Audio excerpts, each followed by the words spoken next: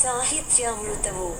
సాహిత్యామృతము అను ఈ శీర్షికలో మధ్య పట్టికలోని 4 తెలుగు పదములందు ఖాళీగా వదిలి వేయబడిన ఆ మొదటి అక్షరములేమిటో ఆ పట్టికకు ఇరువైపులా ఉన్న తెలుగు మరియు ఇంగ్లీష్ పదముల ఆధారముల సహాయముతో 1 నిమిషములోగా పూరించండి. అటుపై మా సమాధానముల కొరకు మరొక్క నిమిషము పాటు నిరీక్షించండి. సాహిత్యామృతము.